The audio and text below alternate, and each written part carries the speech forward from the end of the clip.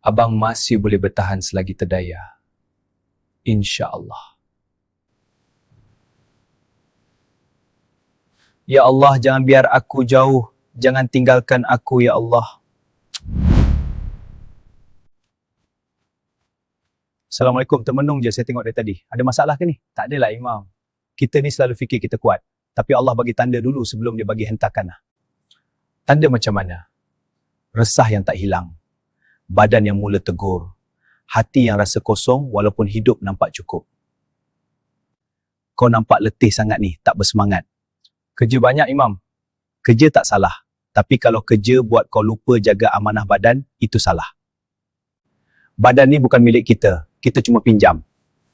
Jangan tunggu sampai Allah hentikan kau dulu baru kau berhenti. Seperti yang anda semua dapat lihat di slide ni, graf menunjukkan peningkatan yang konsisten. Hafiz, awak okey tak ni? Saya tak berapa sihat. Kalau okey tak pegang meja macam tu lah. Biasalah puasa kan? Puasa tak buat orang pucat macam ni. Hafiz, saya rasa baik pergi jumpa doktor, takut melarat. Tak apa, sakit biasa je ni. Encik Hafiz, tekanan darah awak tinggi untuk umur macam awak. Kolesterol pun tak cantik, stres level tinggi. Stres dengan kerja kot doktor. Kerja tak salah, cara kita urus kerja yang jadi masalah. Kalau encik tak ubah gaya hidup, 5 tahun lagi kita borak lain.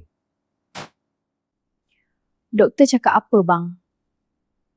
Tekanan darah naik, kolesterol borderline. Sayang dah agak dah. Sayang dah cakap abang yang ketegak. Doktor suruh jaga makan, kurangkan stres. Abang nak tunggu sampai bila? Abang masih boleh lah sayang, abang kan kuat. Sampai bila abang nak guna ayat tu? Tunggu sampai nazak abang nak insaf ke bang? Kalau badan aku berhenti dulu, apa yang aku dah tinggalkan untuk mereka?